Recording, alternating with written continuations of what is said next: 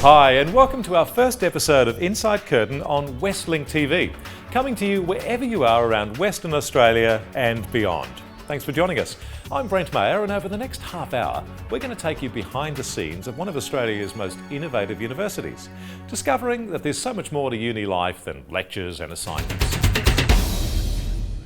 In this episode we discover Curtin's amazing Noongar culture and identity course. See how exploration, science and technology have come together to recreate the wreck of the HMAS Sydney. Discover how you can study the business of mining for free and without leaving home. Find out about Curtin's new medical school that will be providing more doctors to the country. And witness the excitement of Curtin's Open Day. Uni has certainly changed. Now, courses are getting more innovative, with programs that get students out of the classroom and into the world. Our latest is the one-week intensive Noongar Culture and Identity Unit, headed by Associate Professor and Noongar Elder Simon Forrest, which takes place in southwestern Australia. The Noongar Culture and Identity Unit is a second year 25 credit point unit delivered by the Centre for Aboriginal Studies. Basically travel away into Noongar country, deep into Noongar country, and spend a week at a particular location in Noongar country. Last year it was at Roland's Mission. All the content around Noongar culture and identity was delivered either there at the mission, or we went to various locations around the southwest where Noongar people spoke to us. Spoke to them about cultural things and cultural activities, cultural knowledge over the week. One of the unique things about the unit is some of the assessments done during the week, and then there was another piece of an assessment that was due about 4 weeks after the students returned. I've endeavoured over my many years of teaching Aboriginal studies of getting students out of the classroom and going visiting Aboriginal places and sites, and here was a unique opportunity to do it and get credit for it as part of a degree course. So it's done as an elective by students. There's no prerequisite, so it allows for students from any discipline across the university, where they have space in their course to do an elective, have the opportunity to enrol and study the unit. A real sort of transformational learning took place by the students, and when you have feedback like one student said it's the best week of their whole life, I mean, that was quite unbelievable hearing that. This course is growing all the time, with a huge interest from students of all walks of life. Going even further afield, the Australian Navy ship HMAS Sydney was destroyed off the coast of Carnarvon during the Second World War in 1941, with the loss of all lives on board. It wasn't until 2008 that the wreck was discovered. Now, an intrepid team from Curtin are recreating this shipwreck in high-tech 3D, so anyone can visit without getting wet. So we've just returned from an expedition to conduct a 3D imaging survey of the wreck of the HMAS Sydney and also the wreck of the German vessel, the HSK Cormorant. They're located 200 kilometres off the West Australian coast in about 2,500 metres of water. They sank 1941, 19th November. 645 crew perished on the Sydney, and about 100 people died on the German vessel. The purpose of the expedition was multifold, but primarily collecting a range of 3D imaging survey data. So we captured around 700,000 images of the two wreck sites and the debris fields, and those images will be contributing to, will be used to generate 3D models of different elements of the site. Those models then can be used to feed into a range of interactive experiences and also potentially 3D printed artefacts that are sitting on the seafloor and are unable to be removed from the site. The 3D reconstruction is being performed here at the Curtin Hive. One of the areas that is quite challenging in this field is that once the number of images gets to a certain size, it becomes almost impossibly difficult to process such large data sets.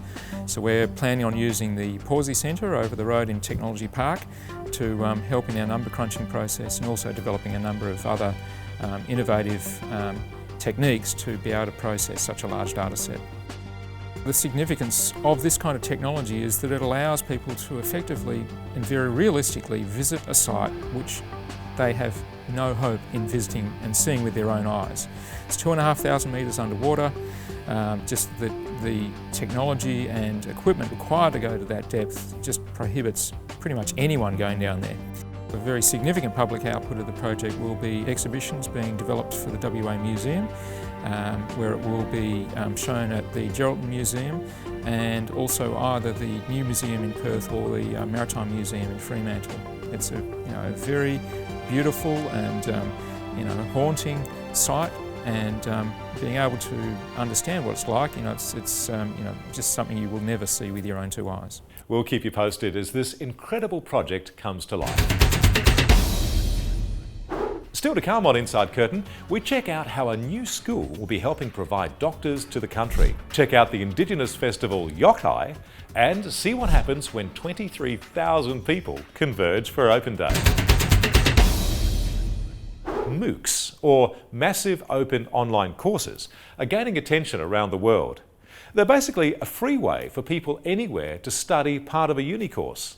One of the most innovative in Australia is the Business of Mining MOOC.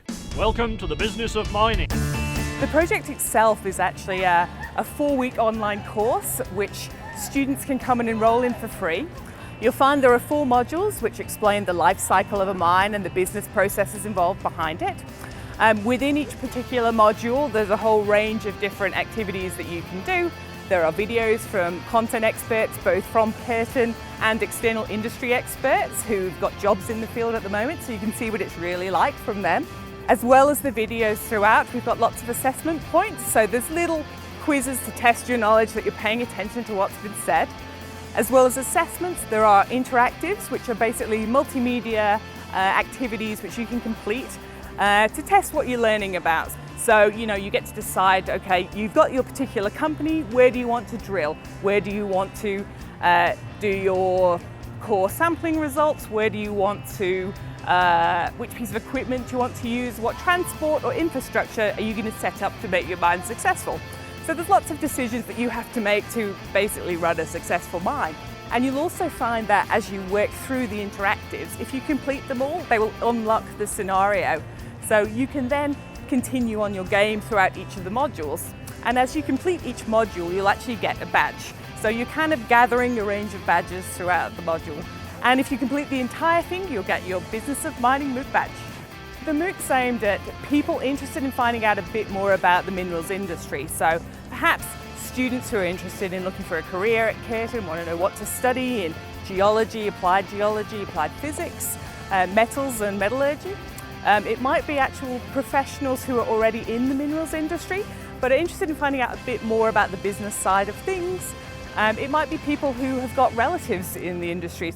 You can find out more and even complete this course by going to edx.org and searching for Business of Mining.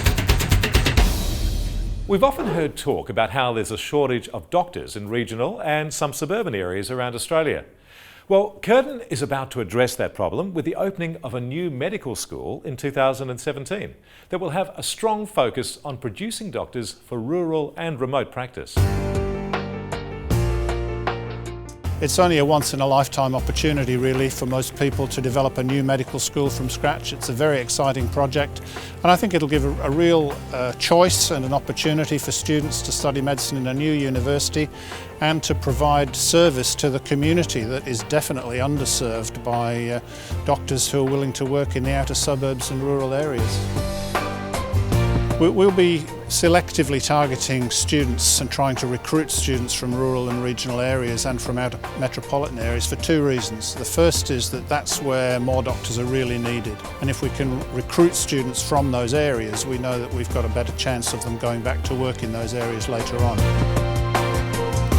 Ours will be a 5-year undergraduate course, whereas the other 2 universities are graduate entry courses, so you can come here straight from school and study medicine and graduate in 5 years. Enrolments will be opening soon for this exciting new school. Still to come on Westlink's Inside Curtin, an art installation where everyone is the artist, and an Indigenous festival featuring music, food and culture. Many students got their first taste of Curtin University by visiting an open day. And this year, more than 23,000 people did the same. While some came to learn, others turned up for the food and freebies. But everyone had a great day out.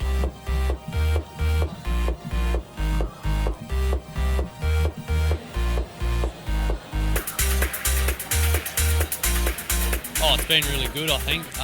Lots of friendly people, plenty of stuff to see. Well, I really like the tents and how everyone's so helpful to help. It's really good atmosphere and fun. Helpful. Helpful. I learned lots about what I want to do next year, so it's fun. I think it's amazing. I love how there's so many events going on as well, and there's heaps of food as well. Yeah, I think it's great just having everything all out here, out in the open. Yeah, it's great seeing everything that's available, yeah. Yeah, it's really fun. It's been really good. It's been great. There's so much to do and so much to see. I'm just trying to take it all in.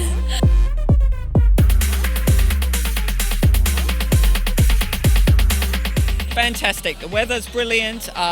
There's so many people here. The staff are doing a fantastic job, and all of the displays just look wonderful. It's so engaging. It's great. This is my third open day, and by far and away this is the best in terms of the numbers and the level of interest that we've had. Would you like to come here to study? I'd love to. It's amazing. So I can do both science and do some fashion as well. Like I can mix it up. Mostly agribusiness course for next year. That's what I would hope to do. Nutrition, yeah. The nursing programs that are going on is pretty good. I'm looking a lot into the sort of engineering stuff, and it seems like a lot of cool stuff over there, yeah. Engineering and biomedical sciences. Biomedical science. I'd like to study nutrition, hopefully. I'm looking at stuff like psychology, sciences, like just a whole, like a really broad range of stuff.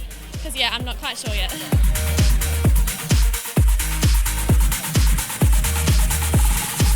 Well, the Hello Curtin app is being launched for Open Day today. People who have loaded up the app, as they go around campus and they're walking through the marquees, they're getting pinged with messages to say, hey look, here's some information here, either about the faculties, messages to tell them where there's stuff of interest around. You know, there's such a huge space, there's a lot to see and do, so it's just another way of guiding people around through their experience of Open Day.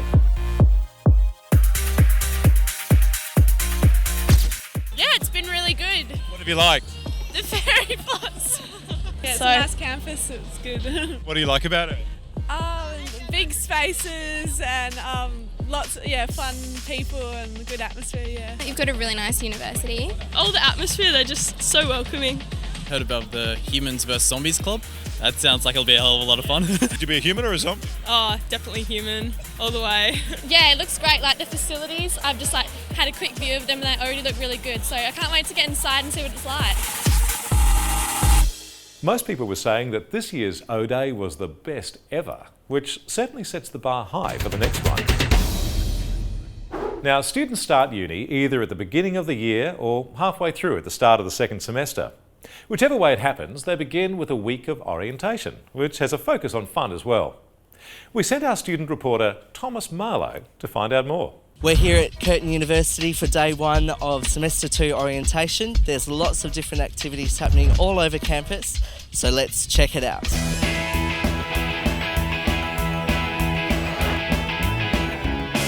Curtin University is absolutely delighted to see you all here this morning. Enjoying it so far? Yeah, it's gone really well, thanks. I'm just walking around, checking out the campus, which is really huge. Just looking around, trying to feel how Curtin is like. There was like the welcome breakfast this morning for the all new students. I met friendly people from all different countries. That was really nice. So we're in a bit of a snow Arctic vortex. Are you enjoying it? Yeah, it's pretty good.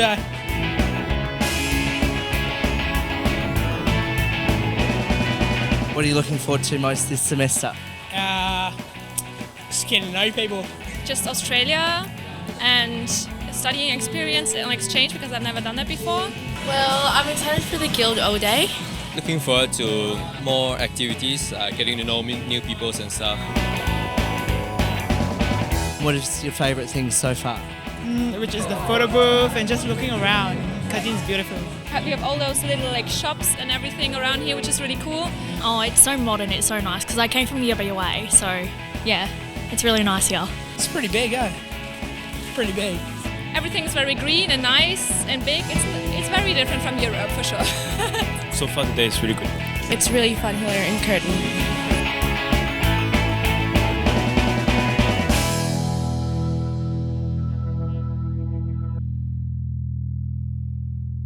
Coming up on Westlink's Inside Curtin, an Indigenous festival with a difference, and the cult of bubble tea. What is all the fuss about? Bloom was an amazing art installation created for the 2012 London Olympics. And at the recent orientation week, new students were given a chance to contribute to our very own version, made up of 3,500 individual pieces. Today's our first day, and it's just really exciting to see all the new students and some of the existing ones coming down and getting involved. So they've got slots and areas in which you can use them. If you sort of do that and you use them in the way they're kind of meant to be used, then they seem to turn out okay. Some of the unconventional joining techniques then end up requiring things like zip ties. Every person who comes and contributes a piece changes the shape and the form of the structures and how they develop.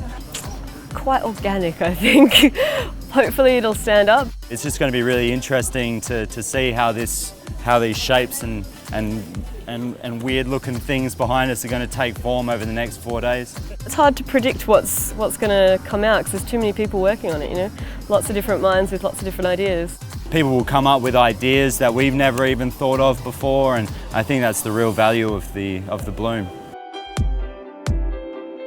You sort of think you just chuck it all in together and it will just turn out as good as the pictures you see on the website, but it's actually, you've got to put a bit more thought into it.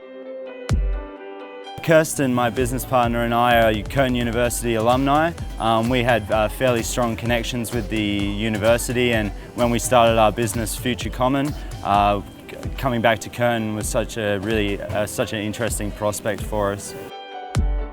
It's really fun and it's really playful and creative, and it really brings people together and starts a conversation that doesn't often get started. Some people are getting right into it, you know, they've been hanging around for half an hour or something. And being outside on such a lovely day, it's a really amazing opportunity.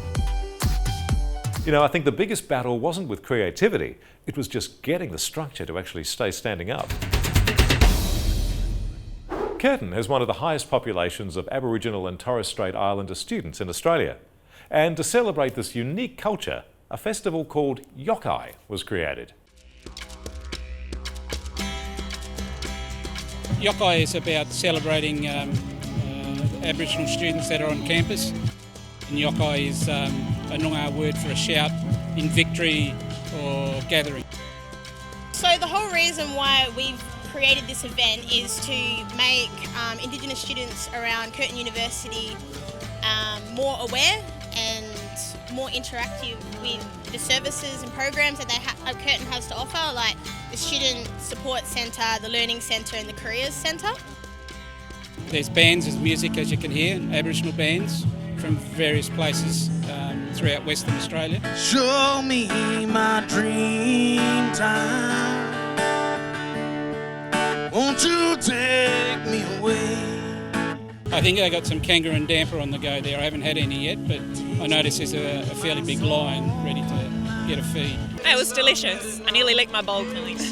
That's awesome. Tastes something like a really Australian. It was very delicious. I'm vegetarian, so I don't eat meat. I was very ecstatic when they told me that we were going to have kangaroo stew. It's just like, yeah, can't do kangaroo sausages, the kangaroo thing, gotta have the stew proper. Have you ever tried kangaroo before? Once, but it wasn't a pleasant experience, but this one is like really good. I've eaten roo before, but it was really good. Yeah. It has a lot of flavour. I've had kangaroo before quite a few times, so it's very nice. Because of the juice and of the herbs that are inside the juice. Does it taste like beef? No, it tastes like kangaroo. It's kangaroo stew. The university's had a long history in providing educational opportunities for Aboriginal people, and this really is an event to celebrate that. My peers and friends have rocked up today, and you know, a lot of people in high positions as well. Like, I'm so glad that Jill came down. It's fantastic to see you all here. So Yokai, we're trying to, as an initial event for the gathering of Aboriginal students, hope to replicate it on a yearly basis.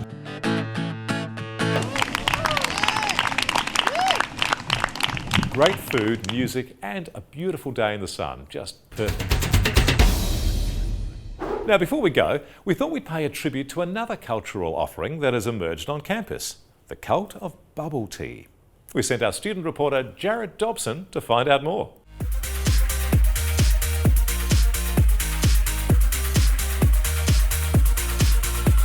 Describe it. I don't know, you get a drink and you get jelly and stuff with it too. So. It's great on a hot day. It's refreshing, I think. The jellies are interesting. It's sweet and it's refreshing. It's like a meal in a drink.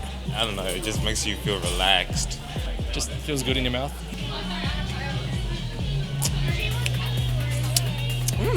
Good. I don't know why they call it bubble tea. That's alright. Do you know why they call it bubble tea? Look, I don't quite know. The bubble is actually the foam on top of the tea when you shake it. So we have black tea, milk tea and green tea. And then after choosing the flavor, they can choose a topping. So our best-selling topping is our sago, which is made of tapioca pearls. And we also have these toppings called pudding bears, which is in the shape of a bear, but it tastes like custard. It's really delicious. Oh, well, if you drink bubble tea, then you come to the kawaii side. You come to the what side? Come to the kawaii side. People who are really into bubble tea, they are into this thing called the boba life. Like me, for example, I've been drinking bubble tea since I was a little girl. So this is what I'm into. Like, I don't really drink coffee, but when you tell me, oh, let's go grab some bubble tea, I'll be like, oh yeah, I'll be right there. I have not tried bubble tea. I'm just about to. You should go try it now. Right now? Yeah, now. Got no idea what flavour I want. I think I'm going to go the advice and just go a lucky dip. We'll see how we go. So I'm going to make a mango green tea for you guys. This is a large mango green tea. And then this is the green tea base. We really need to shake it really well so that the flavors will come out. So as you can see, there's bubbles on top. Next, you get your toppings. So for now, I'll get you the sago. There we go. All right, I have no idea what to expect, but here we go. Oh wow, chewy little explosion balls of strawberry. Pretty tangy, but that's really sweet. I like it. Some people can't live without the weird bubbling sensation, while others aren't quite sure. But bubble tea certainly has a massive following around the world, and now right here too. Well, that's all we've got time for today. We hope you've enjoyed finding out what's going on around Curtin University. We'll be back next month on Westlink to show you more. Don't forget, Westlink is available to all viewers who receive their free-to-air TV via satellite, and you can find us on channel 602. You can also catch Inside Curtin on YouTube and around campus at Curtin. In the meantime, if you'd like to find out more, you can check out the Curtin website at www.curtin.edu.au or email us at futurestudents@curtin.edu.au or call 08 9266 1000. Thanks for your company, and we'll catch you next time.